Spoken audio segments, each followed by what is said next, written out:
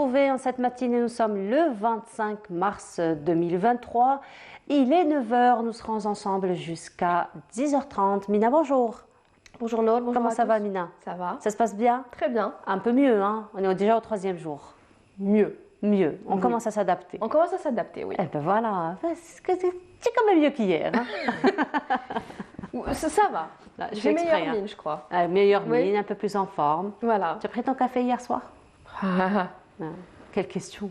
C'est quoi cette question? Mais c'était pas la question que je voulais poser. Tu as pris combien de café après le Non, juste un seul. Un seul. Un seul. Pas seul. un, mais un seul. Bien sûr, c'est un. Ça, c'est un. Hein. Tant que c'est un verre, c'est un. C'est un. C'est un. Je suis d'accord. Voilà. Peu importe la quantité. Peu importe la quantité. Peu importe la quantité. En tout cas, c'est le rattrapage de toute la journée. Exactement. Voilà. Ça se passe bien? Très bien. Très bien. Alors aujourd'hui, en compagnie de notre ami Ahmed Ghaligassen qui vient chaque samedi donc pour nous faire découvrir une personnalité particulière. Aujourd'hui, il va revenir sur un sujet assez particulier. Il va revenir sur le voyage de l'exemplaire maghrébin du livre sacré, donc de l'Mashaf, qui a été envoyé par Sidna Othman. Il va revenir sur donc ce voyage, sur cet exemplaire du Mashaf qui a été destiné donc à la région maghrébine. Et aussi, alors vous savez, durant le mois de Ramadan, c'est le mois de Ramadan et la saison estivale, Mina, là où on a le plus de mauvaises nouvelles par rapport aux accidents de la route.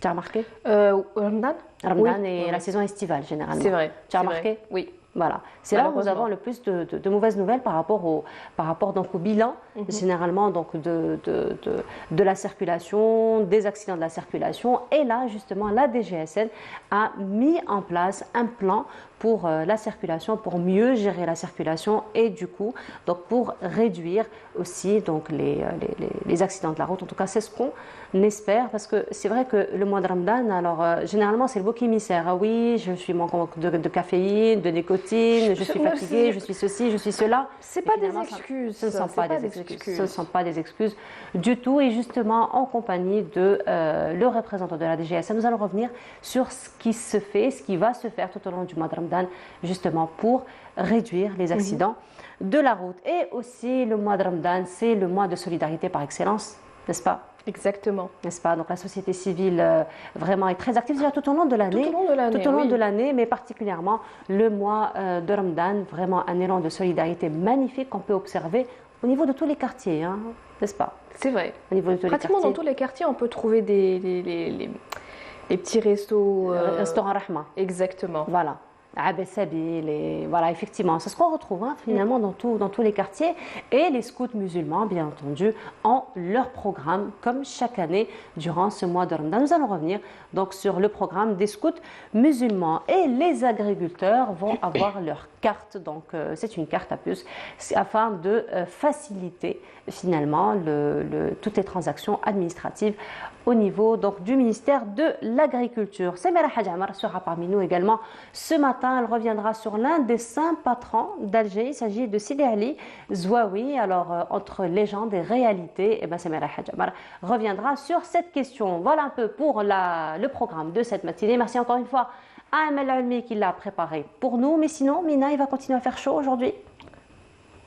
Oui. Ouais. Oui. Ouais, avec beaucoup de déception. Beaucoup de déception. Bon, mais après, le printemps s'est installé. Comment? Après, le printemps s'est installé, il se fait ressentir. On le ressent, voilà. Tout à fait. Tu nous donnes un peu plus de détails? Avec plaisir. Allez, ce sera juste après cela.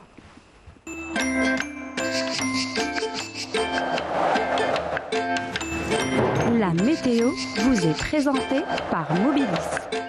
Mobilis, معاً نصنع المستقبل. Et on aperçoit quand même une carte bien ensoleillée. Exactement. Il y a du soleil partout. Le soleil qui brille partout. Pas de pluie. Pas de pluie, oui. Peut-être qu'on en aura les jours à venir, Inch'Allah. Mais j'espère. De toute façon, c'est connu, mois de mars, mois d'avril. Exactement. C'est connu. assez, Voilà, c'est connu. Après, il y a le printemps qui s'est déjà installé. Donc, exactement. Avec les températures qui commencent à augmenter. Surtout. Hier, il a fait plutôt bon. Un peu chaud. Un peu chaud, 25. Un peu moins qu'avant-hier. un peu moins qu'avant-hier. Aujourd'hui, ça sera un peu moins qu'hier. Ah, ça, voilà, ça quand même. Bon, un peu moins qu'hier, moi je parle d'Alger. Hein. D'Alger. Ah, d'accord. Un peu moins qu'hier, mais je D'accord. parle d'Alger, je parle pas des autres régions. Ah, les autres régions un peu plus qu'hier? Un peu plus, oui. Ouais, Sur très certaines régions, oui. bien. J'imagine un peu plus de détails, Mina? Oui. Ouais, c'est à toi. Merci beaucoup. Bonjour à tous. Excellent réveil de la brume ce matin vers les côtes est. Et puis le soleil restera dominant tout au long de la journée à l'ouest, au centre, à l'est du pays, ainsi que sur le Nord-Sahara, la Saoura ou encore le Sahara central. Mais on notera un ciel plutôt voilé vers l'extrême sud, le Hogar et le Tassil, avec 2 fréquences sous la monte de sable long des frontières algéro-maliennes, le Sahara central et le Sahara oriental. Les températures de cet après-midi, eh bien, on notera une petite hausse, notamment vers l'intérieur avec 30 degrés à Tiaret et Tlemcen, on notera 27 degrés à Oran, 25 degrés à Tizi Ouzou, 24 à Alger, 22 degrés à Annaba, 31 degrés du côté de Ghardaïa, Béchar, 35 à Tindouf, 33 à Adrar et Insalah, et enfin 38 degrés, ce sera la maximale pour l'extrême sud. On passe tout de suite à l'état de la mer pour cet après-midi. On notera une mer plutôt calme vers les côtes est, peu agitée à l'ouest et au centre, avec des vents entre 10 et 20 km/h sur l'ensemble des régions côtières. On passe tout de suite à l'Europe pour cette journée. On notera de la pluie à Moscou ainsi qu'à Berlin, un ciel voilé à Rome, Vienne, Istanbul ou encore Kiev, Londres. On notera des passages nuageux à Paris. Et puis côté température, on notera 17 degrés à Kiev, 15 à Istanbul, 21 degrés à Rome, 12 à Berlin, 15 degrés à Paris, enfin 14 degrés à Londres. Encore une fois, excellente matinée et à tout à l'heure midi.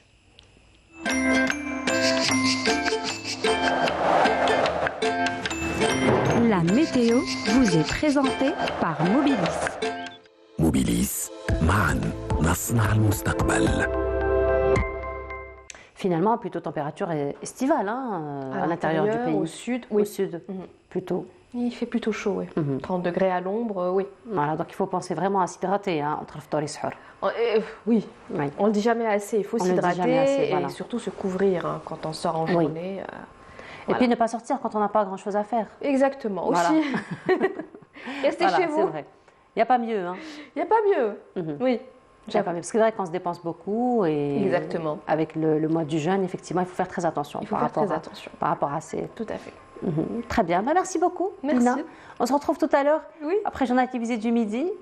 Et pas celui de 19h. Pas celui de 19h, je ne sais pas. Pas celui de 19h parce qu'il y a eu quand même un petit décalage par rapport à 19h, on mange. à mois de Ramadan. Oui. Voilà, à 19h on mange, effectivement. Merci beaucoup. Merci. Mina, j'allais te dire 10h30, mais on va se voir quand même à 10h30. On va se voir quand même pas à autour d'un 10h30, café, oui.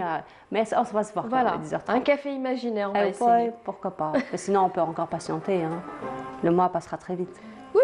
Ouais. Non, ça passe vite. Effectivement. Merci beaucoup, Merci. Mina. Et on continue pause musicale comme à l'accoutumée. Ce sera en compagnie de Abdelrahman El-Qobbi. On se retrouve juste après. ليفل الجود حنان ومنان ويخلق فاعل ما يشاء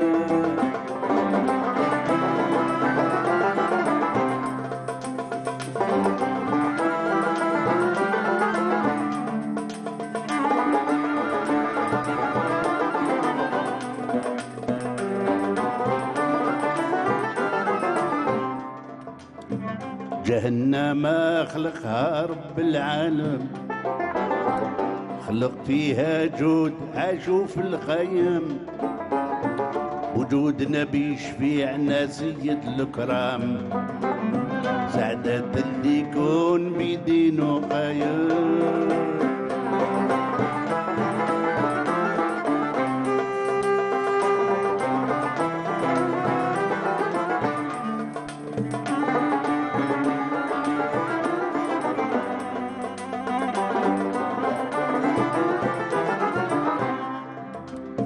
بعد التسبيح زيغ وصغاد الله الكلم يا فهم قصد الكلام والحكايم على غزوة جرت في زمان العدنان بها يتحدد الشباب مع باباه واللي خلبو حنين منها صابته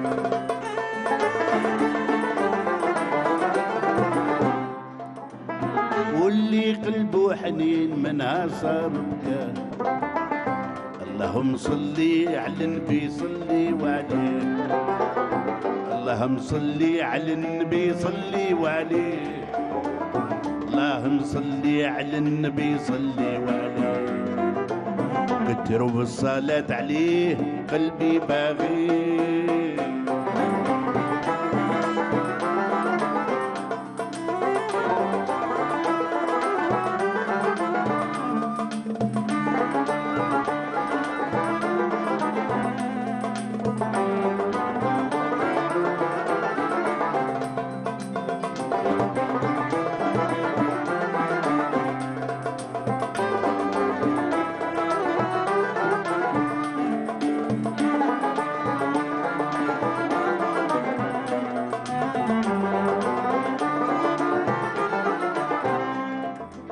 غزوة ديك العجوز ديك المرحومة داروها في الكتاب عادت مرشومة وليدي صحاب النبي سيدي جاوبوا خيفا صابوا واحد العين راكب سلطية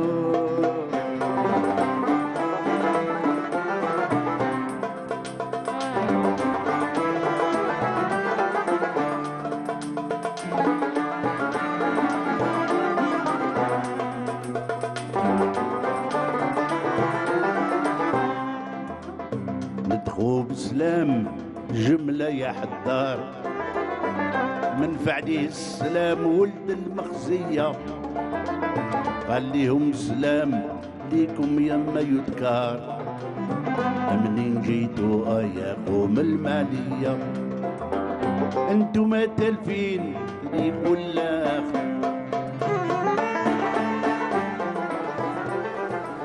Et de retour, et notre ami Ahmed Grigassen est déjà parmi nous. Ahmed, bonjour. Bonjour. Ramadan Moubarak. الله يسلمك صحة رمضانكم بصحة ولهنا صحة رمضانكم جميعا là où vous êtes musulmans et non musulmans bien sûr. Effectivement. Alors Ahmed, pas de problème avec aucune addiction. Ni café. Si, juste le café au lait et ça pose problème. Ah, quand même. Mais ça va, on est au troisième jour. Ah, c'est gérable, non. On prend le pli. Et bien sûr, c'est bon, voilà. Alhamdoulilah. Donc, on se lève tôt, on prend le petit, un petit déjeuner rapide. Un petit déjeuner. Voilà, exactement. Et puis, c'est quand même assez tôt, hein, 5 heures. 5 heures, voilà. oui, 5 heures. Donc, l'IMSAC, hier, c'était à 5 h 8 minutes, je crois, oui. Si je me rappelle bien. Donc, l'IMSAC, on le fait parce que c'est une tradition prophétique, c'est une sunna. Ce n'est pas un ihtiyat, comme disent certains. Donc, on suit la sunna du prophète, c'est un hadith qui existe dans le Bukhari. Oui. Donc, c'est important que les gens le sachent aussi. L'IMSAC, ce n'est pas juste, comment dirais-je, par précaution, ce n'est pas une précaution, oui. C'est une sunna qu'on applique. Voilà. D'accord. Voilà. Donc, c'est bien d'éclairer ça. Voilà, oui, il faut toujours clarifier parce qu'il y a certaines. Effectivement, c'était une polémique qui a commencé quelques années, à apparaître déjà juste avant Ramadan. Exactement. Voilà, juste avant Ramadan. Le hadith existe, donc il est très clair. Le prophète alayhi salatu wassalam, il prenait son suhour, il s'arrêtait et un temps après, c'était l'adhan, c'était le fajr. Et donc on a posé la question au sahabi qui a donné le fait, qui a relaté le fait. Ils lui ont dit combien de temps. Il leur a dit le temps de lire une cinquantaine de versets. Et c'est un hadith qui existe dans le Bukhari. Oui. C'est de là que nos ancêtres ont tiré cette. Donc, nous, on a, des fois, chez nos parents, nos grands-parents, l'islam est devenu une culture. Oui. Donc, on a pris certaines informations qui ont été inculquées dans la vie courante des gens et qui est un peu détachées de leurs sources. Et il y a des gens qui viennent, ils disent non, ça n'a pas de source, ça n'a pas d'origine, c'est des gens qui ont inventé ça. Non, ils n'ont rien inventé. Les nôtres, ils sont très stricto sensu, donc ils respectent stricto sensu le texte. Et on est obligé de rechercher, de revenir un peu aux sources pour trouver ces traditions. Ça, avec zakat que les gens payent au mois de l'Ashura, c'est aussi une tradition. C'est une tradition prophétique aussi. Ce n'est pas une tradition du peuple. Donc il y a plein de choses comme ça qui nous ont été inculquées par habitude, par coutume, mais ça a toujours une origine réel dans la vie du prophète alayhi salatu wassalam. Et bien sûr, l'origine reste le livre sacré, reste le mushaf, reste le Coran. Bien sûr, le mushaf et la sunna, bien sûr, on respecte. Voilà. Et aujourd'hui, justement, nous allons parler du mushaf, nous allons parler du voyage du mushaf vers le Maghreb. Exactement. C'est très curieux de voir comment il y a des livres qui ont des destinées, qui ont une vie, donc une vie et une destinée, et qui voyagent, qui ont eu le temps de voyager. Et c'est des livres qui sont très particuliers, bien sûr. Et là, c'est le livre des livres, c'est le Mushaf Sharif, et c'est la copie, l'une des copies de Mushaf Uthman. On sait l'histoire, donc quand il y a eu, donc après le décès du prophète, 15 ans après, et il y a eu le déplacement des Sahaba qui sont partis partout dans le monde musulman. Il y avait le Futuhat, etc. Il y avait aussi des batailles. Donc à un certain moment, Sidna Omar ibn Khattab, donc il a eu peur pour le texte, parce que beaucoup de gens donc, qui avaient le texte par cœur, donc, il vieillissait aussi, donc il y avait beaucoup de décès, il y avait beaucoup de problèmes de déplacement. Donc, il a eu peur pour le texte. Donc, il est parti voir Sidna Abu Bakr as-Siddiq pour lui demander il faut collecter tout ça et le mettre le protéger, il faut préserver le Coran. Donc là, il y a eu le premier mushaf dont on n'a pas beaucoup d'informations, c'est le mushaf de Sidna Abu Bakr as-Siddiq qui a été le président du comité de rédaction, si on veut, c'était Zayd ibn Thabit, radiyallahu anhum jami'an. Donc, mais cette copie n'a pas été copiée, n'a pas été envoyée dans les... Donc, il n'y a eu qu'une seule copie qui a été conservée chez Abu Bakr as-Siddiq, puis chez Omar ibn Khattab, et de Omar ibn Khattab, elle est passée à sa fille Hafsa. Donc, avec l'arrivée de Uthman ibn Affan en tant que calife, donc le problème persiste et s'aggrave encore plus, et l'urgence, donc c'est plus urgent, c'est plus important. On doit collecter, il faut écrire le mushaf et conserver le texte du Coran. Donc là, il fait appel une deuxième fois à Zayd ibn Thabit, qui a été aussi l'écrivain du prophète alayhi salatu wassalam. Donc il lui demande de rédiger, il crée une commission comme ça, donc ils vont chercher tous les gens avec des normes, avec des règles et des conditions. Donc il faut, pour mettre un verset, il faut au moins 2 témoins, des Sahaba, des écrits. Donc ils ont collecté tout ce qu'il y avait. Et les supports, à l'époque, il n'y avait pas de papier. Donc le support, c'était ou bien du bois, ou bien c'était des omoplates d'animaux, donc des os, ou bien des trucs de palmiers, donc il y avait de branches de palmiers, donc ils écrivaient dessus. Et ils ont collecté tout ça et ils ont rédigé le mushaf. Mais Sidna Uthman ibn Affan, là, il a décidé d'envoyer les copies, c'est des copies standards. Donc, il a standardisé en fait la rédaction du Coran. Et jusqu'à présent, on parle de Rasm al-Uthmani. Quand on respecte l'écriture qui a été faite par cette commission, on parle de Rasm al-Uthmani et c'est le standard. Donc, c'est pour ça que quand on lit le Coran, c'est pas la même écriture que quand on lit le journal. C'est la même langue, mais c'est des règles différentes, parce que là, c'est Rasm al-Uthmani, on doit respecter le standard de Sidna Uthman ibn Affan. Là, c'est une vieille copie du Coran, donc là, on voit qu'il n'y a pas, par exemple, il n'y a pas de points, donc il n'y a pas aussi de vocalisation. Oui. Donc ça, c'est ce qu'on retrouve effectivement dans les exemplaires actuels. Exactement. Donc il y a quelques exemplaires, il y a au moins 2 qui se disent copies de Sidna Uthman ibn Affan, l'un en Égypte, au Caire, et l'autre en Turquie. Donc là, c'est une deuxième copie qu'on va voir. Là aussi, on dit que c'est une copie on voit Bismillah ar-Rahman ar-Rahim sous la ligne en rouge, il n'y a pas de point, il n'y a pas de vocalisation, il n'y a pas de shidda, il n'y a pas de... Il n'y a pas aussi la séparation entre les versets. Exactement, il n'y a pas de numérotation, il n'y a pas de tel qu'on trouve dans Mushaf, Juz, Taqsim, donc il n'y a pas de... Donc tout ça, c'est les premières copies qui existaient. Donc il y a eu même la fameuse copie de Birmingham qui a fait la chronique ces dernières années comme étant... C'est l'une des plus vieilles. Oui. Là, il y a aussi une copie très curieuse, c'est un Mushaf irakien qui est écrit sur... ça, c'est de l'osier. D'accord. C'est un mushaf très spécial, donc pour vous dire que tous les supports ont été utilisés. Oui. Donc, ça, c'est de l'osier. C'est une copie qui est au musée irakien, à Bagdad. Impressionnant. Exactement. Donc, il y a des choses qu'on n'arrive pas à imaginer, mais eux, ils avaient beaucoup, tout était permis, donc on n'avait pas de support. Les moyens du bord, il fallait faire avec les moyens du bord. Et là, on va voir une copie chinoise. C'est une vieille copie chinoise. On voit, elle est plus récente puisqu'on voit la ponctuation. La ponctuation, même la calligraphie, j'ai envie de dire, elle est plus imposante. La calligraphie est différente de ce qu'on a chez nous. Puis la décoration aussi. On en reconnaît. C'est le style chinois. Exactement. Tout ça, c'est des copies. Parce que le Mus'haf en soi, c'est aussi un symbole. Là, c'est une copie plus récente, c'est une copie royale. Donc, elle est carrément décorée, elle est dorée. Donc, c'est des copies très très chères qui existaient. Donc, surtout à l'époque ottomane, donc même l'Okhid aussi. Nous, en Afrique du Nord, donc, on a tendance à être plus modeste. Ça, c'est l'une des copies qui se disent de Mus'haf Othman. C'est une copie turque.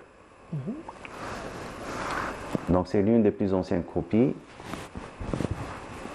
Elle est, bien sûr, parce qu'avec l'extension de l'Empire ottoman, donc là où il y avait des copies importantes, ils ont pris, donc ils ont conservé chez eux.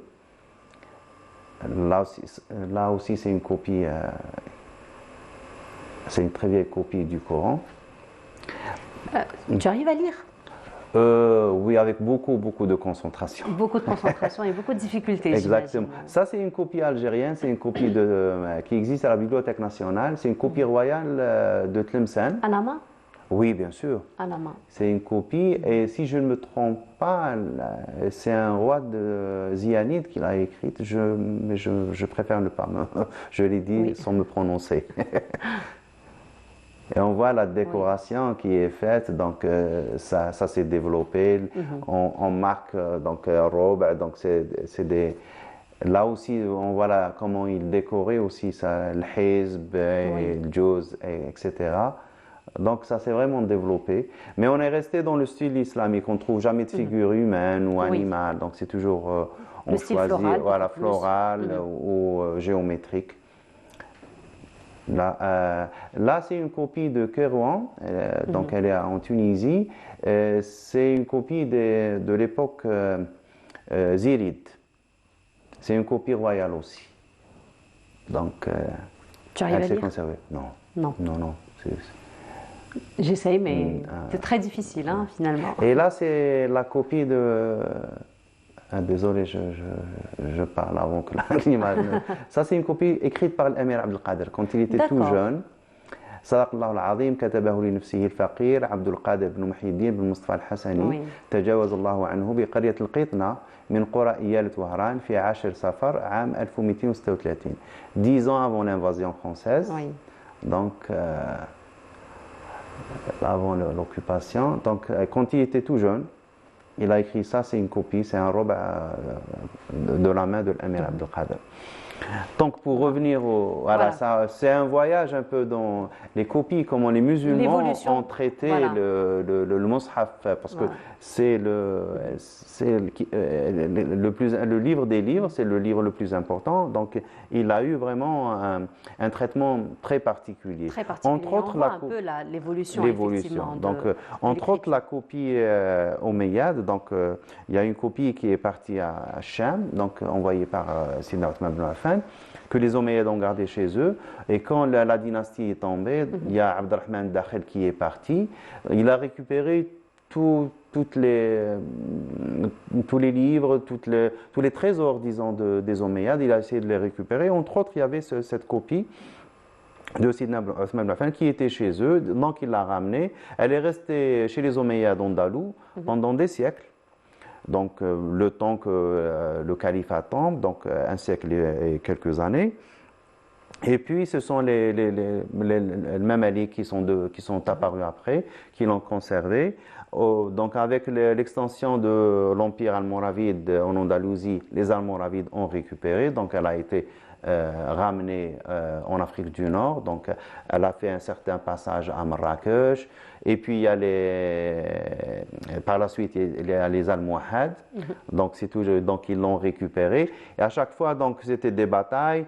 Et en général, ce que faisaient les armées ou les rois ou les princes, donc ils mettaient la relique, donc le mushaf, devant l'armée. C'était pour demander la baraka du mushaf parce que ça a beaucoup d'importance.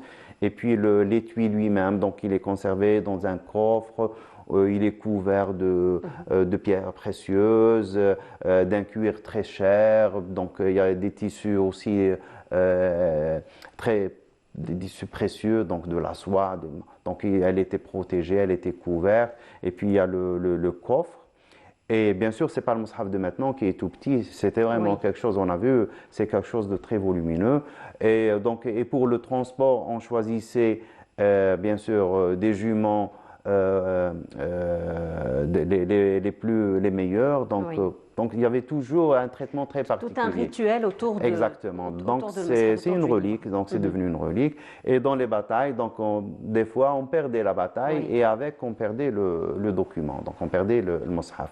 Le mushaf est perdu. Des fois il tombe entre la main du peuple. Donc il récupère toutes les pierres précieuses, tout ce qui et à la fin, donc 2-3 ans après, la copie réapparaît chez quelqu'un. Il y a le sultan de l'époque ou le prince qui va la racheter ou la récupérer. Et il y a une deuxième redécoration. Et puis, elle était comme ça, translatée d'une dynastie à une autre, d'une ville à une autre. Donc, elle a fait Marrakech, elle a fait Fès, elle a fait Tlemcen, un certain moment chez les Érides. Et puis, il y a et elle a même été perdue une fois dans une bataille avec les Portugais. Donc, elle a été perdue, elle a été prise par les Portugais. Donc, il y a le prince Mérilide qui va la racheter avec une somme faramineuse. Donc, pour la récupérer, il la récupère. Et puis, elle fait le voyage d'ouest en est. Elle arrive en Tunisie. Et on va faire elle refait. Bon, le prince perd la bataille à Tunis. Donc, c'est le retour. Donc, et le retour se fait en bateau. On est en 1349, 750 de l'Hégire à peu près. La tempête arrive, donc, et là, c'est le bateau qui coule. Et on perd le mushaf de Sidna Othman, la copie occidentale, elle est perdue comme ça, devant la côte de Dles. Oui. Exactement. Et donc, du coup, c'est un voyage qui a duré combien de temps? 6 siècles. 6 siècles d'existence à peu près. Donc, de 650 ou 700 à 1349.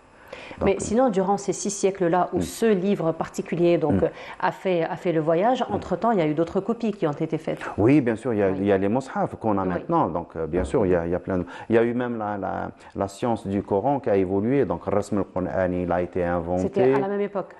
C'est tout au long. Donc, on a le standard. Oui. On a le standard, donc c'est la copie d'origine. Et puis, donc, il y a eu, on a ajouté les points, on a ajouté par la suite la vocalisation, on a ajouté le waqf, on a ajouté le moudoud, donc, et puis les lectures ont été canonisées. Donc, depuis, on a Warsh, on a Hafs, donc, il y a toute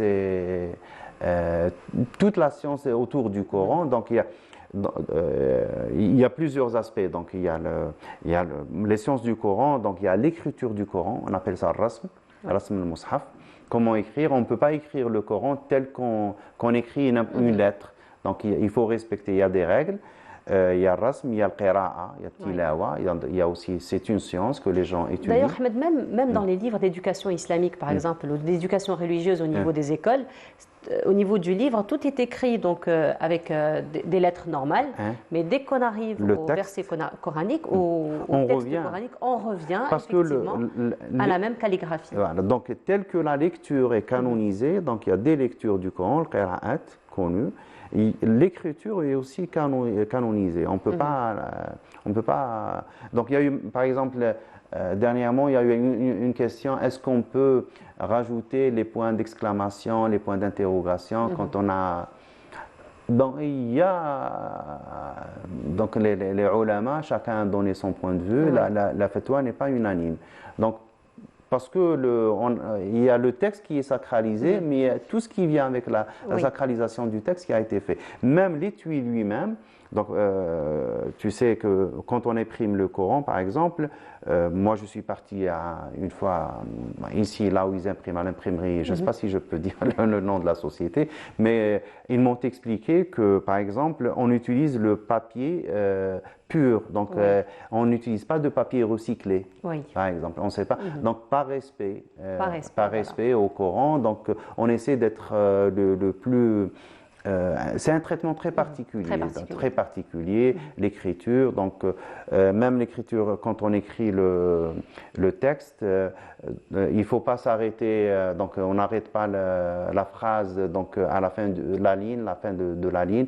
Il y a des conditions aussi. Donc, c'est une science très particulière. Donc, et peu de gens la maîtrisent. Donc, en Algérie, je crois, on a moins de 10 peut-être qui maîtrisent cette science. Et parce que ça nécessite beaucoup de savoir, donc ça nécessite une maîtrise de plusieurs sciences, et c'est pas évident de les former. Et comme ça reste un livre sacré, donc on n'a pas vraiment droit à l'erreur. Exactement. Et en général, c'est des gens qui font partie de commissions, parce qu'il y a le khattat, il y a le calligraphiste qui écrit, et il y a le savant qui suit. Ou qui encadre, et donc ils imposent leurs conditions parce que c'est le texte sacré de l'islam. Et justement, nous avons d'autres images, Ahmed, encore une fois, toujours dans l'évolution de l'écriture. L'évolution, exactement. N'est-ce pas? Ça, c'est un mushaf de chez nous, c'est un mushaf maghrébin. Je reconnais un peu les formes géométriques. Là, ça ressemble un peu à un mushaf de Rodoussi, donc c'est l'écriture algérienne classique. Donc, c'est une vieille copie. Là, on l'a vu, c'est la copie turque. C'est quoi les inscriptions qui sont au niveau des marches? Je ne sais pas, parce que je n'arrive pas à lire. Oui, c'est des tafsirs, il y a des masahif comme ça où on a en marge des explications de certaines terminologies, parce que si c'est une copie d'un alim, si c'est une copie d'un savant, donc lui il se permet, donc peut-être c'est la correction. D'accord. C'est la correction même de la rédaction. Donc, il fait des commentaires. Donc, il y a ceci qui manque, ceci. Ou bien c'est des tafsirs. Donc, c'est une ayah particulière. Ça lui permet de prendre un autre pour lui. Donc, c'est sa propre copie. Donc, il met donc, dans la marge. Et puis là, c'est la couverture de Rihla al-Ajiba. لنسخة من مصحف الخليفة عثمان في أرجاء المغرب والأندلس. Je crois que c'est le premier qui a écrit ce type qui s'est penché sur cette thématique. C'est Mahmoud Bouayyad, exactement. On en a parlé, donc lui il était directeur de la Bibliothèque nationale, le premier directeur de la Bibliothèque nationale indépendante, de l'Algérie indépendante. On a parlé donc à un certain moment, donc il dit dans l'introduction que en éditant le livre de Ténissi sur l'histoire de Tlemcen, il a trouvé des commentaires sur l'histoire de cette copie. De là, il a commencé à collecter toutes les informations pour en faire ce livre, exactement, de Rihla al-Ajiba. Par la suite, son fils Kamel a fait une thèse de doctorat en Espagne sur le même thème. Donc, il a développé le sujet, il a soutenu une thèse de doctorat. Voilà. Voilà. On espère, pourquoi pas, une édition d'un livre, de la thèse. J'espère. Pourquoi pas. Voilà, mais le livre, il existe. Il a été édité de Mahmoud Bouayyad. Donc voilà un peu l'histoire de Rihla al-Ajiba de Mus'haf Othman. C'est vraiment une Rihla al-Ajiba. Exactement. C'est vraiment un voyage magnifique. En tout cas, merci beaucoup. Merci à vous. Pour nous avoir fait vivre ce beau voyage. Merci beaucoup. On se retrouve samedi prochain, Inch'Allah, pour une autre escale, encore une fois. J'imagine un programme assez riche en ce mois de Ramadan. J'espère que non. J'espère que non, mais je suis sûre que oui. En tout cas, merci beaucoup, Ahmed. On se dit à très bientôt. On continue cette fois-ci. On vous propose ces belles images de la ville d'Alger. On se retrouve juste après. J'espère que...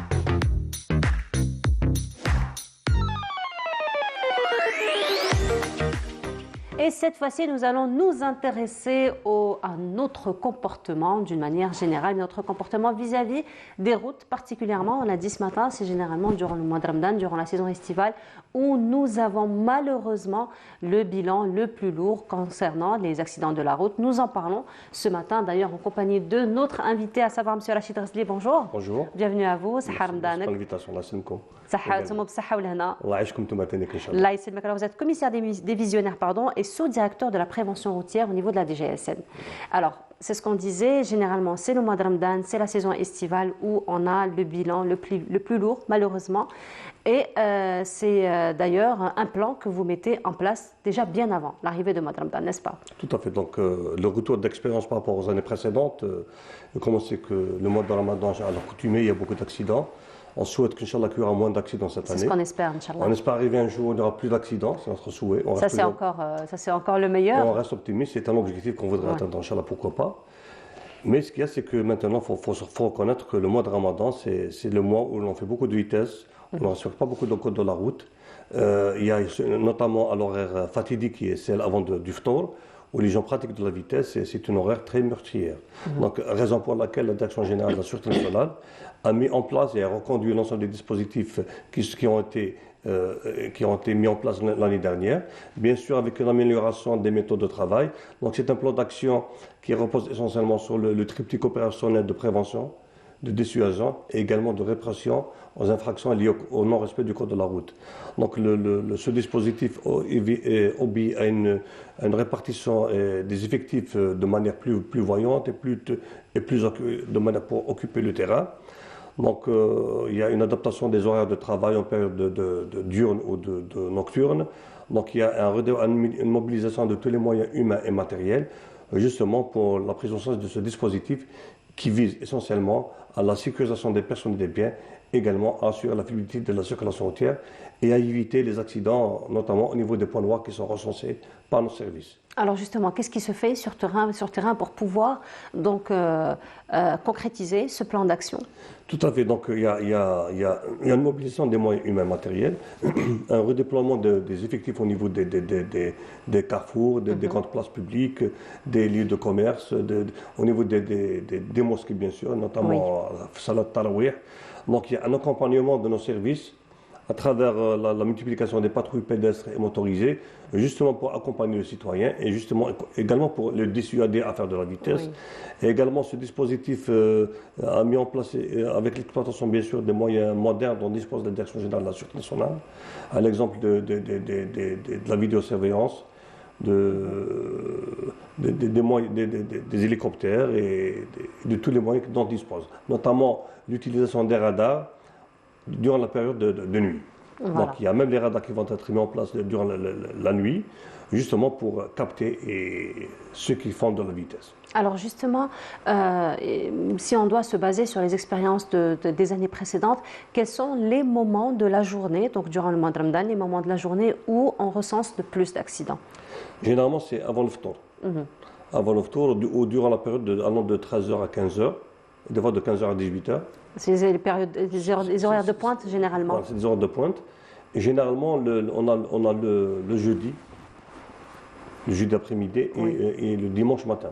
Parce qu'il y a des gens qui se déplacent vers l'intérieur des pays. Donc généralement, qu'est-ce qu'ils font? Les gens sont habitués à conduire durant le temps, en temps normal, mais durant le mois de Ramadan, ils oublient qu'ils jeûnent. Donc toutes les capacités cognitives de la personne sont en baisse. Il y a une grande baisse de vigilance. Et là, je mets en relief que conduire durant le mois de Ramadan est très dangereux lorsqu'on dépasse les capacités physiques et morales dont on dispose. Oui. Il y a des signaux qui sont émis par le corps. Il y a des fois, le cerveau vous annonce que vous allez dormir et on ne peut pas aller contre ces signaux également. Donc, raison pour laquelle il faut dire maintenant que la fatigue au volant tue. Oui. Donc, il y a la somnolence, c'est un coup de barre qui vient, il n'avertit pas. Il y a des signaux qui sont émis. Si vous ne respectez pas ces signaux-là, si vous ne donnez pas de réponse à ce que votre corps vous dit, il faut faire attention. À ce moment-là, M. Razi, qu'est-ce qu'il faut faire? Il faut s'arrêter. Il faut s'arrêter carrément. Il faut s'arrêter. Même si on est en plein route, il faut quand même s'arrêter, prendre un petit répit. Dans un endroit le plus sécurisé, se reposer. Parce que dormir au volant, ça arrive souvent et il faut faire très attention. Notamment ce qu'on fait de long trajet Et il y a des horaires où le corps lâche. Oui. Donc, il faut faire En attention. fin de journée, généralement. Généralement, notamment les débuts de Ramadan, les gens peuvent tenir, mais Oui. après les veillées nocturnes et tout, C'est ça. le corps s'affaiblit et toutes les fonctions sont en baisse, il y a une très grande baisse de vigilance. Donc, chers citoyens, si vous vous sentez fatigué, ne conduisez pas. Surtout. Évitez de conduire, réduisez au maximum le taux de conduite durant le mois de Ramadan. Toutes les fonctions sont en baisse, il y a une baisse de vigilance, donc respectez les signaux qui sont émis à votre corps et se rendre à l'évidence qu'il est impossible de résister au sommeil. Si le sommeil se présente, vous allez certainement dormir. Et si vous dormez en conduisant, je ne souhaite à personne, Inch'Allah, Matsach. Mais les données révèlent qu'il y a beaucoup de personnes qui conduisent, qui ont fait des accidents parce qu'ils sont dormis au volant. Voilà, alors ça c'est l'une des causes des accidents de la route, c'est justement cette somnolence, c'est la fatigue au volant. Est-ce qu'il y a d'autres causes aussi des accidents de la route durant le mois de Ramadan, en plus donc de la fatigue au volant? Oui, il y a la pratique de la vitesse. Oui. Ils font de la vitesse, les gens font de la vitesse parce que c'est pas normal qu'une personne au volant se donne le temps d'arriver à telle heure. Je me dis par exemple, je vais arriver avant 18h, je vais arriver avant 15h. Il ne faut pas se fixer une heure. C'est vrai que les routes sont imprévisibles à un moment donné, donc on ne sait pas à quel moment on peut rencontrer un bouchon, on peut rencontrer la circulation. Voilà. Il ne faut jamais se fixer une heure d'arrivée. Si on a envie d'arriver tôt, on doit partir un petit peu tôt. Mais se fixer une horaire pour se dire à telle heure je dois arriver à tel point, c'est une erreur, c'est une faute que la plupart commise et la facture est très, très chère. Oui. Donc il y a le non-respect du code de la route, bien sûr, parce que si on respecte le code de la route, on ne va pas sombrer dans cette accidentologie. Il y a bien sûr le non-respect du code de la route, la pratique de la vitesse, il y a bien sûr la non-vérification du véhicule. Vous savez maintenant que lorsque on est en période de printemps, Inch'Allah, c'est une transition entre l'hiver et le printemps. Donc cette période, il y a des températures le matin, elles sont basses. Donc il y a cette fluctuation de température influe sur les pneumatiques. Donc vérifiez vos pneumatiques. D'accord. Donc on peut perdre un petit généralement, qu'est-ce qu'on peut retrouver? On peut trouver que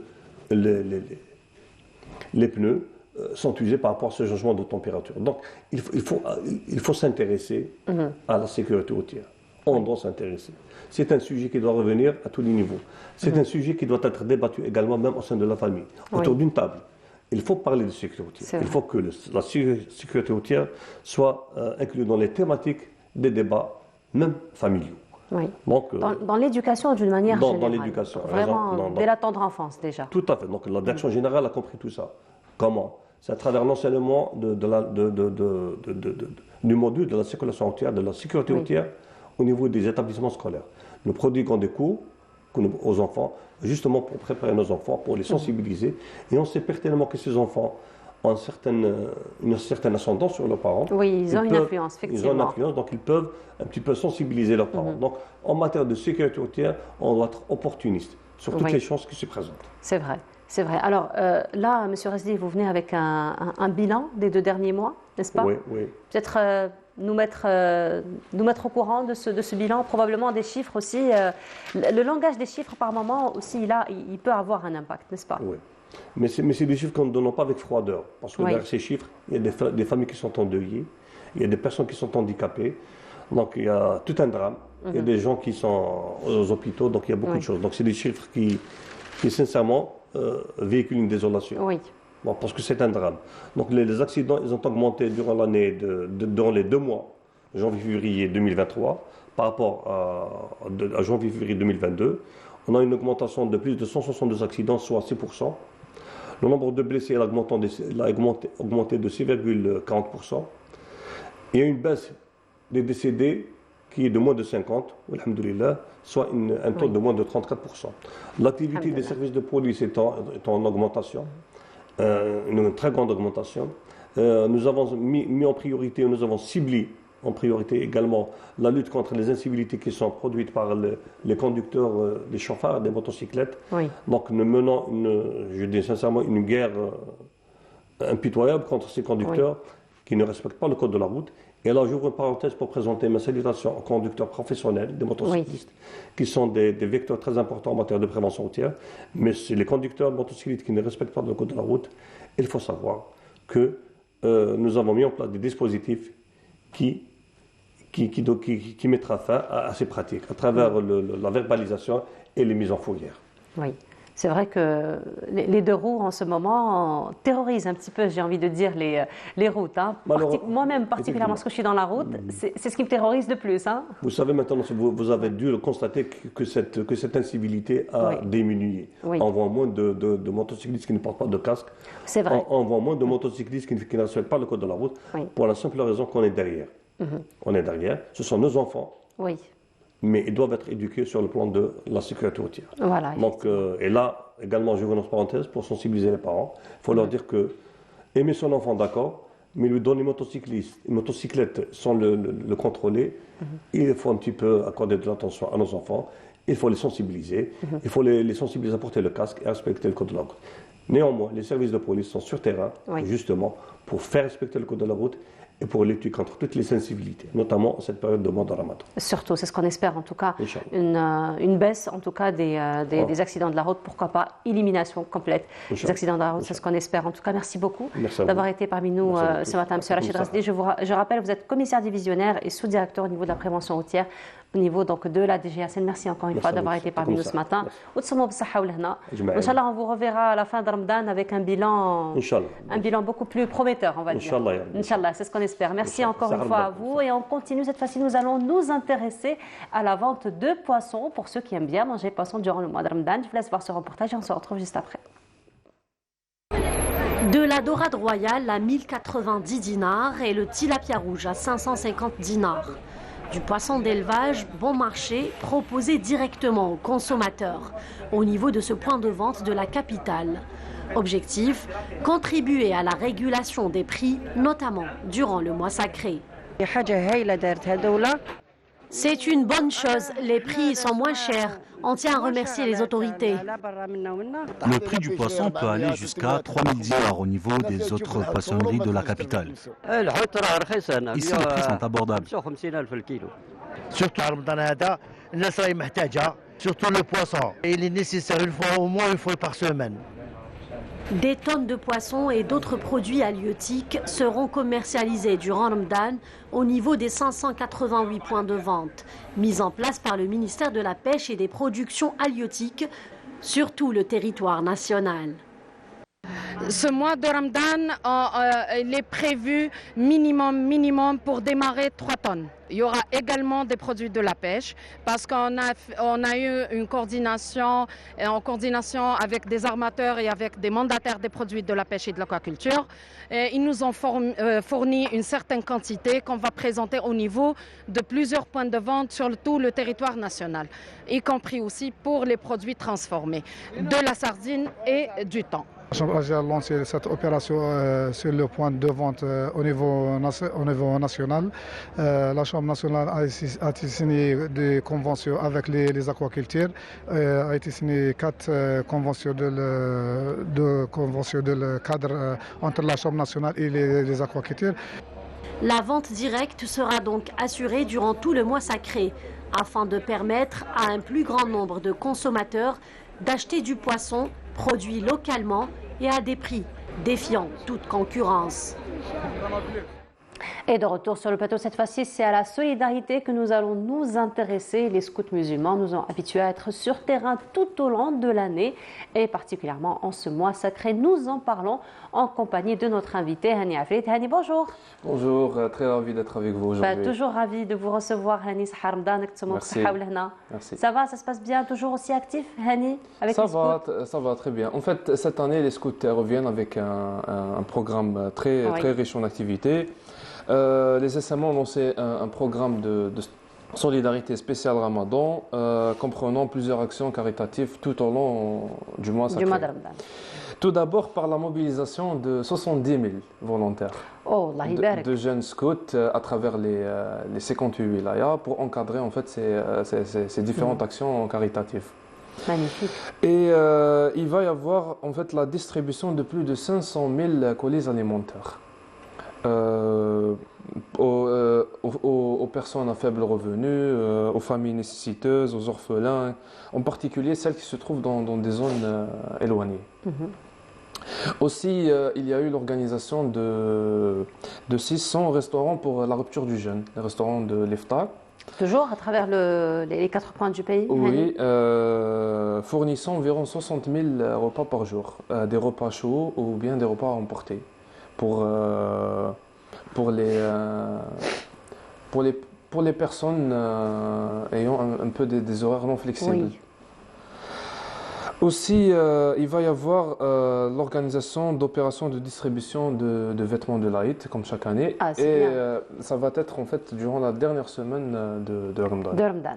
Voilà, il va y avoir en fait la distribution d'environ 10 000 vêtements pour les orphelins, les personnes à faible revenu. Donc ça, ce sera pour la fin Ramadan, pour la dernière semaine. Et aussi, il va y avoir tout un programme varié d'activités ayant pour thème le mois sacré. Comme par exemple des concours de mémorisation et de récitation du Coran. Ah, c'est bien. Pour les jeunes. D'accord. Donc on ne fait pas que la solidarité, on fait même tout ce qui est culturel, tout ce qui est religieux. Oui, car en fait les scouts musulmans travaillent sur l'aspect communautaire, le service communautaire, mais aussi ils ont un rôle éducatif à jouer.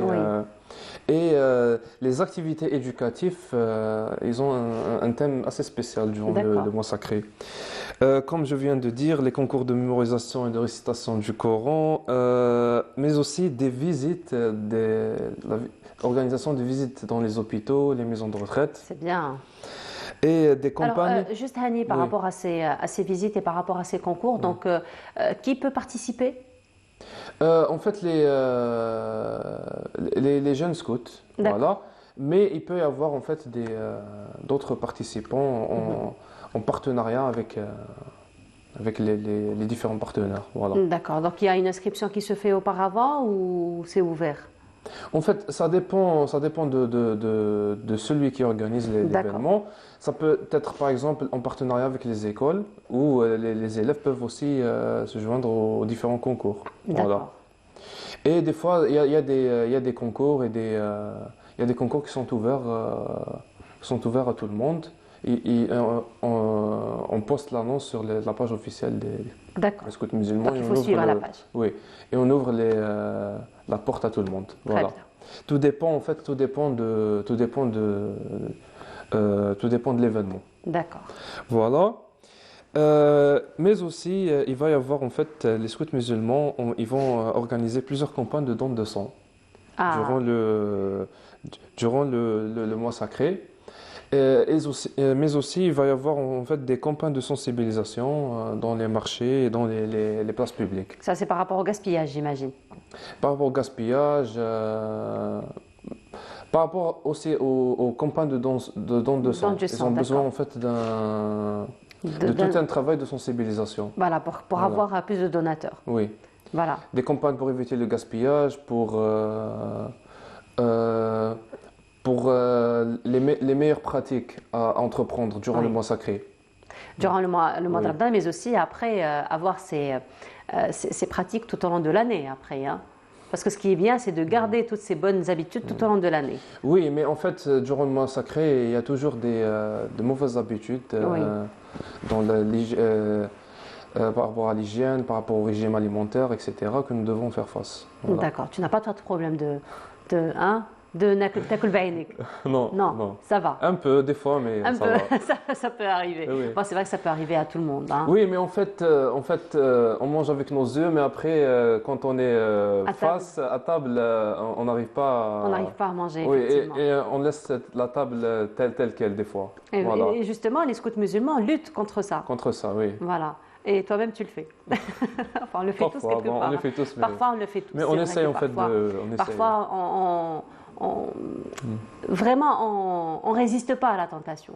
Oui, parce que on est en train de jeûner toute la journée, on a faim, mais après notre estomac il s'est habitué au repos, mais dès qu'on commence à faire rupture du jeûne, et voilà, L'estomac n'arrive plus à digérer toutes, voilà, tous les plats qui sont... Voilà, effectivement, Oui. et justement, les scouts musulmans luttent contre toutes ces mauvaises pratiques. En tout cas, Oui. bravo pour tout ce que vous faites, Hani, déjà, vous-même et tous les membres du scout musulman. Bravo, 70 000 bénévoles, donc 70 000 Oui. En fait, c'est une très grande mobilisation. Très grande mobilisation, pour oui. en fait s'assurer de la qualité et de la bonne organisation de ces campagnes caritatives. Effectivement, donc plus de 70 000, donc rien que pour les scouts, mais il y a aussi les autres membres de la société civile, d'autres bénévoles. En tout cas, bravo à tous, à toute la société civile qui fait toujours un travail magnifique sur terrain. En tout cas, Hani, merci beaucoup de nous avoir donc parlé du programme des scouts. Très belle continuation dans tout ce que vous allez entreprendre. Merci, le plaisir est partagé. Le plaisir partagé. Merci beaucoup, Hani. Et on continue. Cette fois-ci, nous allons aller du côté de Aïtiala, là où notre ami Rila Soud Hamouda a rencontré une apicultrice. Je vous laisse voir ce portrait. On se retrouve juste après.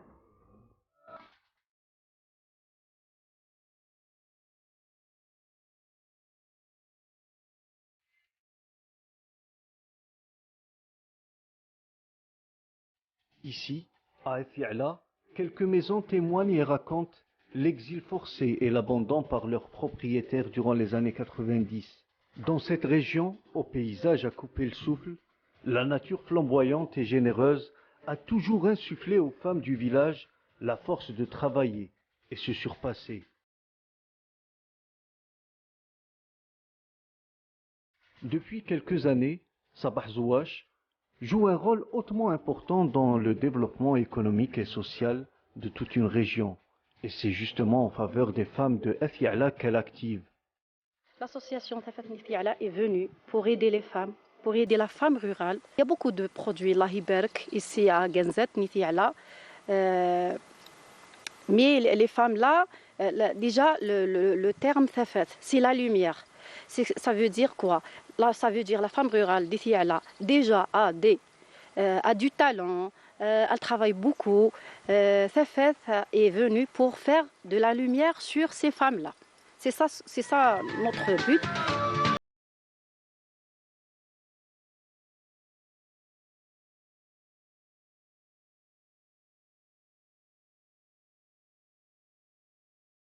Loin du verger, c'est dans la maison de Daqasa Abdelrahman qu'elle retrouve quelques femmes du village afin de discuter sur un nouveau projet qui met en avant les spécialités culinaires locales. J'essaie de valoriser les plats traditionnels. Je travaille également avec des femmes au foyer. Pour elles, c'est une ressource non négligeable. Ça leur permet d'être actives et avoir un revenu. On s'est lancé dans la vente des produits du terroir. Notre région regorge de ressources. On est également connu pour notre gastronomie très riche et saine. Tikorbabine, par exemple, le couscous et la shleta qui est célébrée chaque année à Tigert Nedrer. On fait également des conserves avec des recettes typiques de Fiala.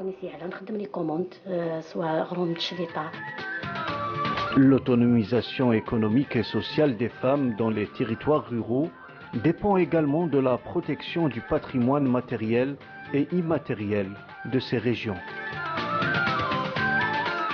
Et nous allons rester dans le domaine de l'agriculture. Cette fois-ci, nous allons nous intéresser à cette carte de l'agriculteur qui vient faciliter la vie, non seulement à l'administration, mais aussi à l'agriculteur. Nous en parlons ce matin en compagnie de notre invité, à savoir M. Missom Saad. Bonjour, marhaba bik. Bonjour, marhaba bik. Ramadan Moubarak. À vous de même, merci beaucoup. Merci beaucoup. Alors, vous êtes secrétaire général de la Chambre nationale de l'agriculture. Exactement. Alors, aujourd'hui, nous allons parler de cette carte de l'agriculteur. Alors, il s'agit de quoi, cette carte ? Cette carte d'agriculteur, c'était avant, il y avait une carte d'agriculteur en papier. Oui. On est passé entre 1998 et 2015. Après 2015 et 2021, jusqu'à fin 2022, on est arrivé à une carte magnétique. Et maintenant, on est passé à une carte avec QR code. Donc, c'est quoi une carte QR code? C'est que la carte QR code, à l'intérieur du QR code, vous avez une adresse HTTP qui vous renvoie vers la plateforme Ghorfati de la Chambre nationale. Donc au niveau de la Chambre nationale, on a mis sur pied une plateforme numérique. Donc, et là, elle englobe le fichier national des 58 wilayas. Bon, je dis pour les 58, mais on est toujours sur les 48, les 10 wilayas nouvelles.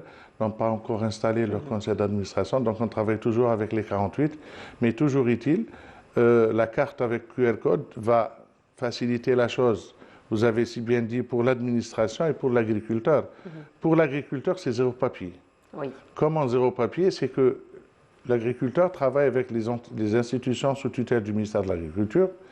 Il y a parmi eux, il y a l'OAIC, c'est à travers les CCLS, il y a la BADR et il y a la CNMA. Donc avec ces institutions, ils auront le lecteur. Donc quand l'agriculteur il va voir son dossier ou bien sa semence ou bien son argent, donc ce qu'il va prendre avec lui, cette carte avec le QR code, et donc il y a le lecteur, il lise l'adresse HTTP qui le renvoie vers le fichier national de la Chambre nationale, et là il a la fiche de l'exploitant et la fiche de l'exploitation. Donc toutes les données sont à l'intérieur de cette carte, donc il lui évite le transfert de papier. Donc la bureaucratie, on l'évite au maximum.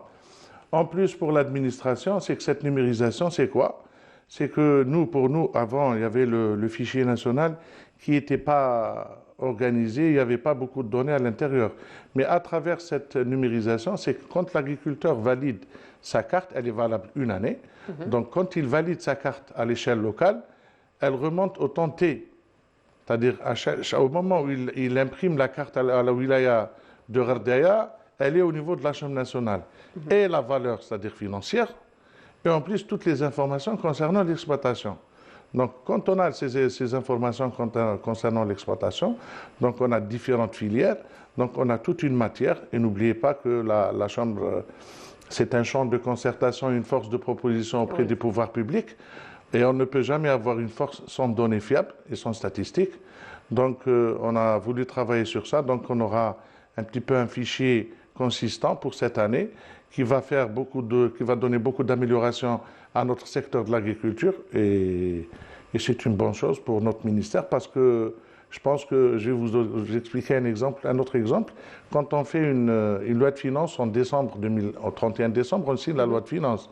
Donc nous, la carte vient le 1er janvier, le 2 janvier, on commence à imprimer. Et entre le 2 janvier et le mois de mai, toutes les informations qui viennent au niveau de la Chambre, on va les donner à notre tutelle pour qu'ils puissent s'organiser et avoir d'autres solutions pour la loi de finances complémentaire. Donc on vient toujours pour aider notre tutelle. Donc, et là, quand on a une base qui a beaucoup d'informations, c'est à travers ces outils-là. Et sinon, on ne pourra jamais avoir d'informations. Et vous me direz que pour les agriculteurs aussi, on a à la Chambre nationale 1 200 000 maintenant sur le fichier national, mais vous avez entre 400 000 et 500 000 agriculteurs. C'est justement la question que j'allais vous poser par rapport à l'adhésion justement des agriculteurs à cette nouvelle donne. Donc ça se fait de façon automatique, ça se fait de façon fluide? Oui, les agriculteurs, bon, c'est une opération un peu délicate et difficile pour les travailleurs au niveau des chambres d'agriculture, parce que c'est une nouvelle activité pour eux, la numérisation. Et en plus, les agriculteurs qui sont très... C'est-à-dire, ils veulent voir ce que c'est que cette carte avec QR code, donc très intéressés pour avoir cette carte. Et n'oubliez pas que la carte, c'est un acte volontaire. Donc, s'il veut faire la carte, c'est un acte de l'agriculteur. C'est-à-dire, il est libre de faire la carte. Mais je sais une chose, c'est que tous les agriculteurs doivent avoir une carte. Parce qu'ils ont tous une relation de travail avec les institutions de l'État. Et les institutions de l'État mettent à première condition, c'est la carte. Je peux vous donner une autre information concernant... C'est-à-dire, nous, on va faire une petite séance de travail, enfin une séance de travail entre les 48 wilayas et voir les tenants et les aboutissants de ces 6 premiers mois. Et je pense qu'on va lancer après 2 dossiers. Il y aura le dossier de la géolocalisation des parcelles à travers cette carte numérique. Donc, on aura la géolocalisation sur le fichier, la géolocalisation des parcelles à l'échelle nationale. Et on commencera avec aussi, l'État a lancé le dossier d'identification, dont ils ont fait un recensement entre la fin novembre et la fin décembre. Ils ont fait un recensement. Donc, nous, au niveau de nos statuts, c'est l'une de nos missions, c'est l'identification du cheptel. Et à travers ce fichier numérisé, on essaiera de lancer l'opération d'identification du cheptel aussi. Alors parlons d'identification et parlons de recensement. Alors il y a des agriculteurs qui le deviennent, des agriculteurs qui sont donc de père en fils. Est-ce que c'est la même chose pour les deux catégories? Oui. Oui, ben on aimerait bien laisser, c'est-à-dire ces vocations de père en fils. Et là, il y a un grand travail qui est fait par la tutelle, c'est-à-dire le ministère de l'Agriculture, de l'Agriculture et du Développement rural, sur ce dossier. C'est pour laisser ces gens-là dans les parcours, dans les endroits stépiques. Donc, il y a eu une dégradation de ces endroits. Donc, tout ça, c'est dans le programme jusqu'à 2030 du ministère de l'Agriculture, donc la feuille de route. Il y a ces dossiers-là pour laisser ces gens-là et essayer de les aider pour qu'ils puissent s'installer. Exactement.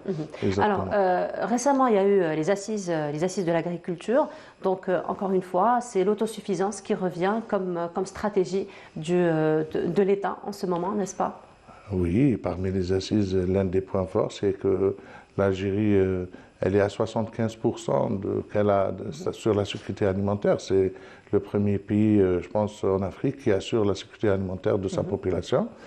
Et on est en train on a un PIB qui est entre à peu près 14,5, je pense, ou 0,7. Et notre président de la République nous pousse à aller de l'avant, donc essayer d'avoir un PIB de 30.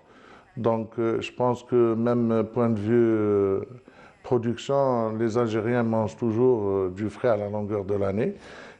Quoiqu'il y a quelques perturbations sur certains produits qui sont devenus de large consommation, comme la pomme de terre. Les gens parlent toujours de la pomme de terre, un produit qui n'était pas consommé, mais maintenant il est devenu...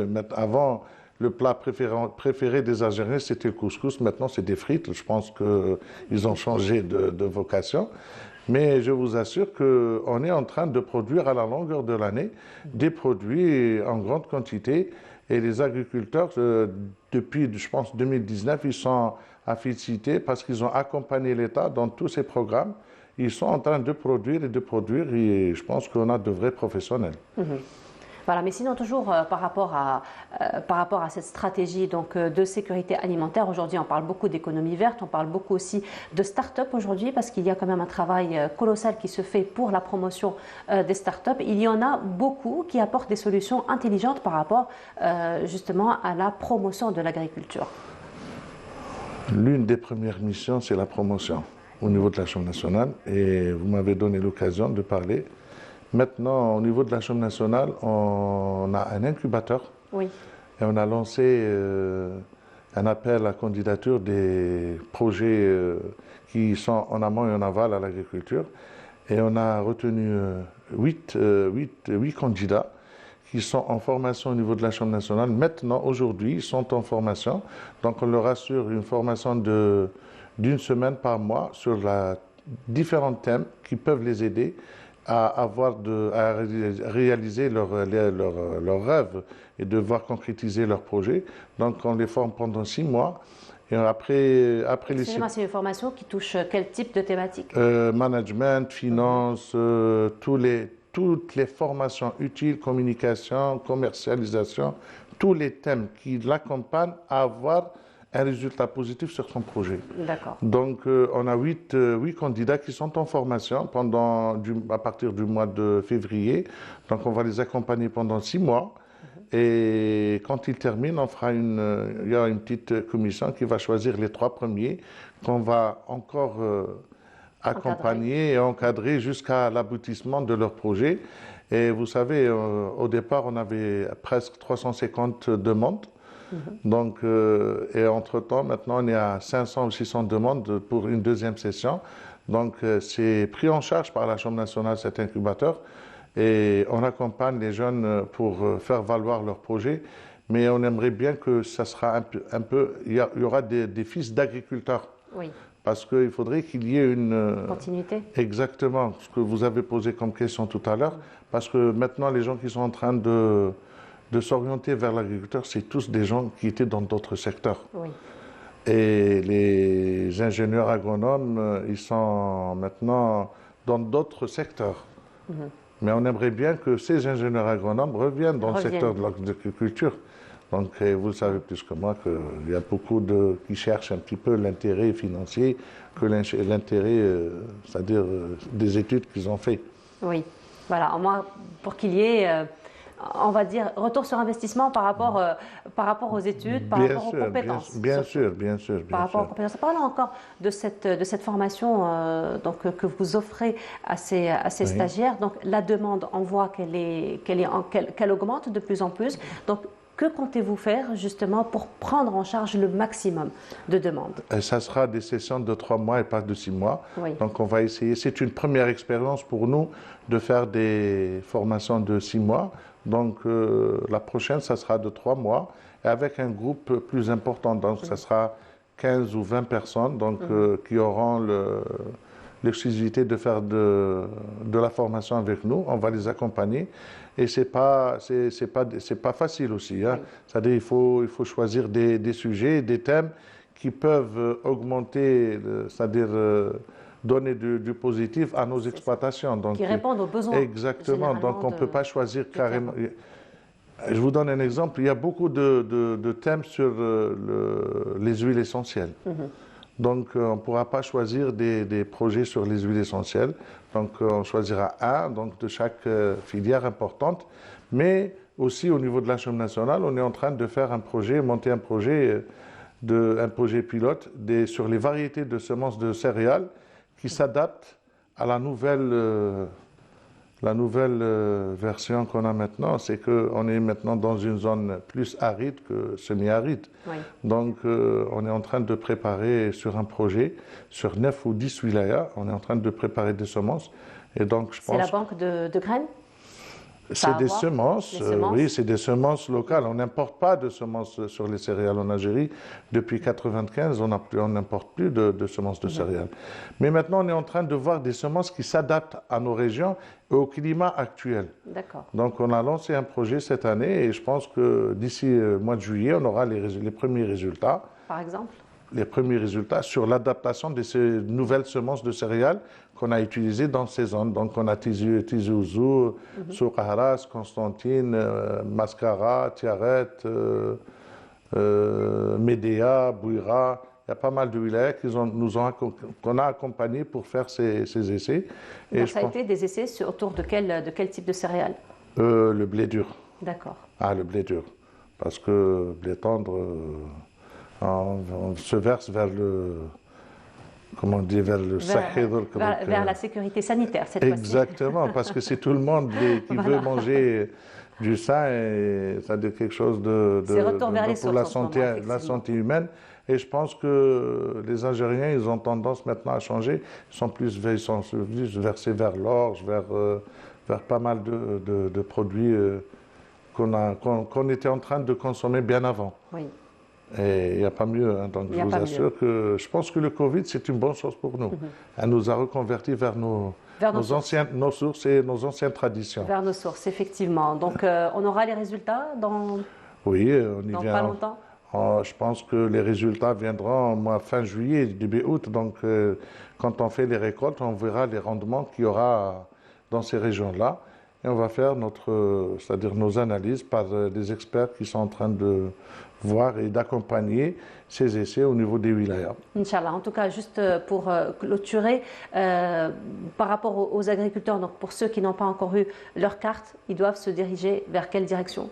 Eh bien, vers les chambres de wilaya. Les chambres de wilaya. Exact, les chambres de wilaya, ils auront leur carte, renouveler leur carte. Ils seront orientés déjà sur place. Oui, mais pour les nouveaux. Mais pour les anciens, ils viennent et ils renouvellent leur carte le jour même. Pour les anciens, ils connaissent déjà la procédure. Exact. Pour les mais les nouveaux, c'est plus facile maintenant et on a allégé les procédures. Voilà, très bien. Donc, on est très à l'écoute des agriculteurs. En tout cas, merci beaucoup d'avoir été parmi nous ce matin. On vous souhaite une belle continuation dans tout ce que vous allez entreprendre en faveur, encore une fois, de la sécurité alimentaire d'une manière générale. Merci beaucoup à vous. Je rappelle, Monsieur Missoum Saad, vous êtes le secrétaire général de la Chambre nationale de l'agriculture. Merci encore une fois d'avoir été parmi nous ce matin. Et on continue, nous allons nous retrouver pour la dernière station de cette matinée en compagnie de Samira Hadjamar. Mais avant cela, les enseignes qui nous renseignent, et c'est Samira Hadjamar qui nous en parle dans ce reportage. À tout de suite. De Bab el Oued à Bab Azoun, de Maurice Audin, en passant d'abord par la mythique Grande Poste, Et puis la rue à Ben Ramdan. Alger s'illumine et s'affiche avec son architecture atypique, ses façades et ses vieilles enseignes qui renseignent sur l'histoire et les cultures de cette cité tellement convoitée.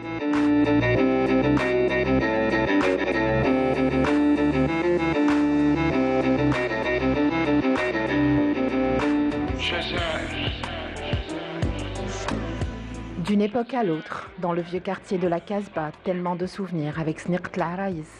Elle s'en souvient encore du bonheur de ces jeunes filles se parant pour le plus beau jour de leur vie. Il y en avait plein, c'était plein, un derrière l'autre. On choisissait ici, on trouvait mieux là-bas. On revenait, vous voyez, on choisissait pour les couillottes, pour le tailleur, pour la robe et tout ça. Donc on faisait tous les magasins. Et chaque magasin était mieux que l'autre et c'est comme ça. Toute la journée, on passait la journée à choisir 15 نقط العايس, 15 نقط سيارين. 15 نقط سيارين. Pour choisir les bijoux aussi. Et il y avait toujours la belle-mère avec vous et la maman pour choisir. Les vieilles manufactures, les ateliers de couture, les échoppes d'un autre temps et puis les vieux cinémas comme le Roxy. L'Ex-Plaza, devenu depuis le Tamgoud en bas de la carrière, à Bebloued.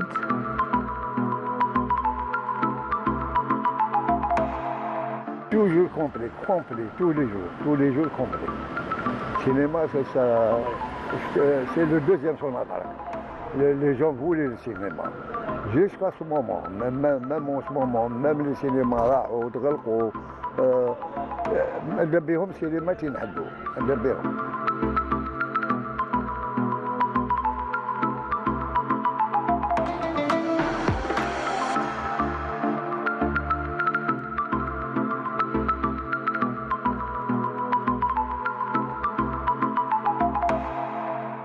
De retour sur le plateau. Eh ben oui, les enseignes qui nous renseignent, ça nous renseigne aussi sur pas mal de notes nostalgiques, j'avais envie de dire. Bonjour Samira. Bonjour Nour. Ramadan Moubarak. Ça va? Ravie de te retrouver. Toujours le plaisir est pour moi. Voilà, je disais, la Wazim Khiyata, ça me fait toujours sourire lorsque je vois la C'est comme la caverne d'Ali Baba. On y va, on trouve plein de petites choses, des perles, des boutons. Surtout les petites perles, tu te rappelles? L'Ashralia Dawiya. Oui, n'est-ce pas? On a fait couture au primaire. Oui, on a fait couture, l'Ashralia Dawiya. Madame Bendris. Bonjour. C'est Madame Bachir. Bonjour. Ça va Samira? Alhamdoulilah. Alors, après Djelfa, Larwat, on revient à Alger. On revient à Alger momentanément, comme ça, parce que Ramadan, non, pas encore. Tu es pétillante. Troisième jour. Tu es pétillante. Oui, merci Nora. Merci maquilleuse. Mais salut. Je t'ai vu ce matin quand même. Hein. On s'est vu ce matin quand même. Alors aujourd'hui, tu vas t'intéresser à un saint patron. À un marabout, à un espace, surtout à un endroit qui n'est pas très loin d'ici, qui est au centre-ville d'Alger, qui est très spécial pour moi. Enfin, tout le centre d'Alger est très spécial, comme l'Algérie est très spéciale aussi. Mais pourquoi il est spécial? Parce que dans une arrière-boutique, en plein cœur d'Alger, il y a une source d'eau. Je l'ai trouvée par hasard. Qu'on ne connaît pas forcément. Hein, elle n'est pas apparente, on ne la voit pas de l'extérieur, mais on pourrait la voir de passage. Seulement les habitants d'Alger connaissent, surtout les femmes. Oui. Les femmes avant connaissent cet endroit. Je ne sais pas si on voit la photo ou pas encore. C'est ça? Oui, alors ça, tu sais où c'est? Non, je ne reconnais pas du tout. C'est les portes d'Isli, c'est les anciennes portes de Constantine, c'est les portes qu'il y avait à l'actuel emplacement de la Grande Poste, qu'on appelait les portes aussi de la... Grande Poste au niveau de Constantine? La Grande Poste au niveau d'Alger Centre. Pourquoi tu dis Constantine, tu vois alors? Oui, ça s'appelait les portes de Constantine. Ah, d'accord. Voilà. Les portes de Constantine. Les portes de Constantine. Alors, je reconnais Ensuite, c'est appelé porte... Oui, alors juste à côté, il y avait une église anglicane qui se trouve actuellement à l'intérieur du British Council, à 2 pas de la télévision. Voilà, on les voit mieux. L'église était sur la droite. Ça, c'est la Grande Poste. D'accord. Bon, ça a été détruit. C'est l'emplacement. L'emplacement, actuel. Exactement. D'accord. Et donc, changé, hein, Anaya, à quelques mètres, c'est la place Émir Abdelkader. Et quand on continue, à la fin, on va trouver cette source qu'on appelle la source de Sidi Ali Zouaoui, qui est un marabout. Donc on voit, regarde comment c'était. Avant, il y avait sur cette route beaucoup de caravansérails, beaucoup de fundouk, beaucoup de... Enfin, c'est un lieu commercial. Et bon, on voit aujourd'hui aussi que c'est un lieu commercial. Et celle-là a été à partir de 1830 aussi, où les Français... Donc les Français, quand ils sont arrivés, ils ont voulu construire plus d'immeubles, ils ont détruit tout ce qu'il y avait, beaucoup de fortifications, beaucoup de remparts ont été détruits à partir de 1830. Et ça aussi, bon, c'est eux qui l'ont construit, mais c'est eux aussi qui l'ont détruit. Et ils l'ont construit sur un ancien emplacement de monuments et vestiges. Voilà. Pourquoi je parle de ça?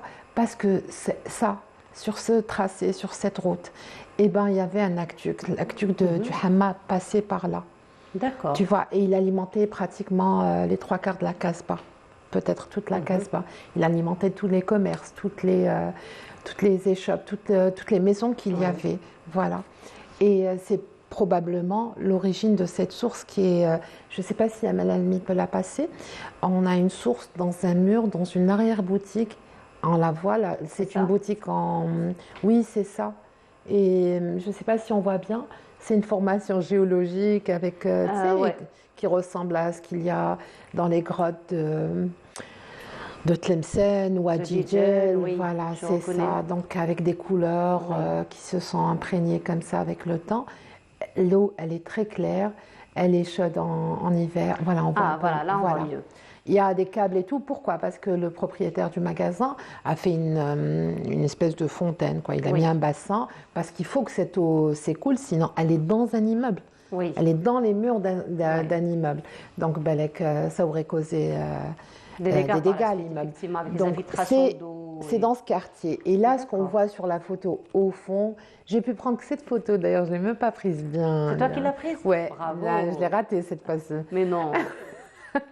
Et on donc, a une belle perspective. Ce qu'on voit là, au fond, en bas de l'immeuble, bon, c'est des toilettes publiques, mais à cet emplacement, eh ben, il y avait une espèce de zaouïa, de cimetière, de mausolée. Et c'est le mausolée à peu de choses près, c'est le mausolée, cet endroit, peu de choses près, représente, accueillait avant la tombe de Sidi Ali Zouaoui. Alors, qui est cet homme? Cet homme, c'est quelqu'un qui a marqué l'esprit des Algérois. Comment? Au XVIe siècle, il arrive à Alger. On est près des portes Bab Azoun. Il demande donc le gîte et le couvert à un vieux raïs qui l'accueille pour la nuit. Et le lendemain, quand il repart, on se rend compte dans la maison du vieux raïs qu'un bracelet a disparu. Le bracelet de la jeune fille de la maison a disparu de son... Elle ne le retrouve pas. Et forcément, dans la panique, on accuse celui qui était là, l'invité de la veille. C'était Sidi Ali Zouaoui. On le recherche dans la ville, on le trouve, on l'emmène chez le cadi. Le cadi ne l'écoute pas, on ne l'écoute pas trop, les gens sont énervés, la foule se déchaîne, voilà, il y a une petite... on l'emmène et puis on le pend le jour même. Le cadi n'a pas voulu l'écouter. Voilà, le soir, au moment où les janissaires vont pour fermer les portes, et ben on entend une voix et c'est la voix de Sidi Ali. Bien sûr, c'est une légende. Hein. Une légende, voilà, oui. On entend la voix et il dit donc ne fermez pas les portes. En fait, j'ai le voilà. Ne fermez. N'y a-t-il personne en dehors de ces murs? Donc les gardiens entendent ça. N'y a-t-il personne en dehors de ces murs? Il n'est qu'un brave homme mis au gibet. Au gibet, c'est-à-dire qu'il a été pendu. Il est toujours pendu d'ailleurs à cette heure-là. Et qu'est-ce qu'ils font? Ils sont effrayés. Lui, il continue, il répète donc la même phrase. Et les gardiens vont appeler Lara. On est au XVIe siècle, donc il y a un Lara qui gouverne Alger. Et Lara entend chercher dans la cruche du Raïs, vous y trouverez le bracelet de la jeune fille. Donc ils vont chez le vieux Raïs, ils trouvent le bracelet et là ils se rendent compte de l'injustice, de la terrible injustice qu'il y a eu. Et donc ils vont pour... en fait, l'homme était pendu, le wali, ils descendent et Voilà, ils l'enterrent en fait à cet endroit et il paraît qu'il y a eu cette source. Moi, je pense qu'elle y était avant, puisque à l'époque ottomane, quand ils sont arrivés les Ottomans, ils ont développé un système hydraulique qui est visible jusqu'à aujourd'hui. Il y a eu plusieurs aqueducs qui étaient construits, mais aussi il y avait des aqueducs romains et on sait qu'Alger, c'est Nicosie, que ça a été construit. Mais bon, dans le folklore populaire, il y a ces histoires qui parfois sont très jolies à raconter. On aurait voulu en faire un reportage et surtout trouver la source parce que derrière l'immeuble, il n'y a rien. D'accord. Voilà, il y a un autre immeuble et il y a une route.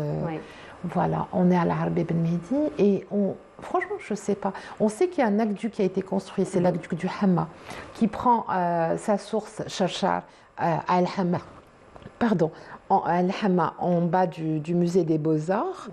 Mais bon, voilà, il traverse toute la ville, champ de manœuvre, il va jusqu'à Bab Azoun et plus la Casbah. Mais cette source, on voit l'eau tombe d'en haut. Oui, elle ne vient pas de sous la terre, mais au-dessus, il y a la terre, je ne sais pas.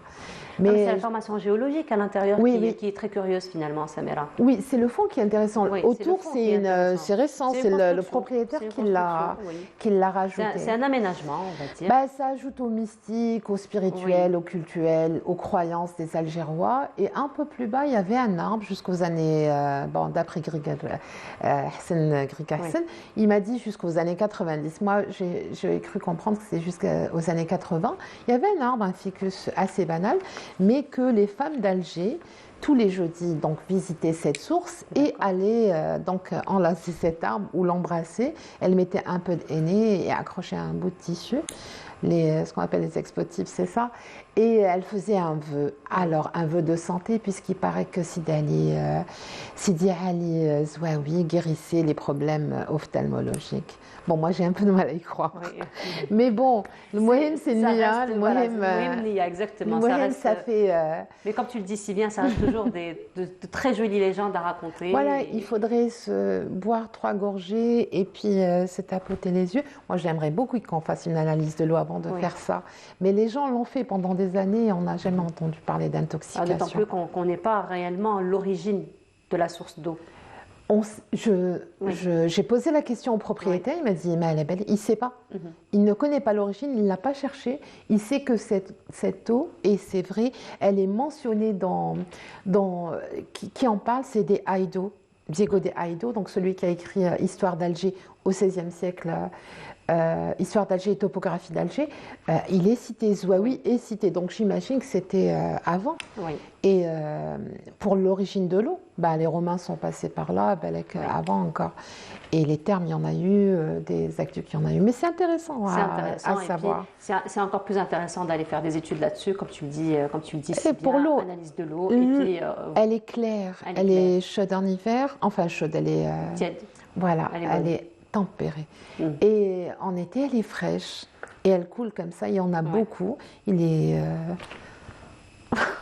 je ne sais pas. C'est très intéressant, effectivement. Que ça soit depuis des siècles qu'elle coule comme ça dans un magasin, au fond d'un magasin, pendant des siècles comme ça, limpide. Et...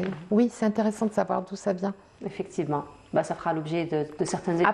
Après la fin des travaux. Voilà, après la fin des travaux, magasin. Effectivement. Voilà. En tout cas, merci beaucoup. Merci, Samira, encore une fois, pour cette très jolie escale. Oui. On se reverra samedi prochain. Inch'Allah, avec grand plaisir. Oui, grand plaisir. Avec plaisir. Merci beaucoup, Samira. Et voilà, nous arrivons à la fin de notre émission. Merci beaucoup de nous avoir suivis. Je vous souhaite une très agréable journée à tous. Vous retrouverez Radio Aboul Ma'ali dès demain à partir de 9h. Et je vous retrouverai le week-end prochain, Inch'Allah. Bonne semaine à tous. Au revoir. جهنم خلقها رب العالم خلق فيها جود عاشوا في الخيم وجود نبي شفيعنا سيد الكرام سعادة اللي يكون بيدينه قايم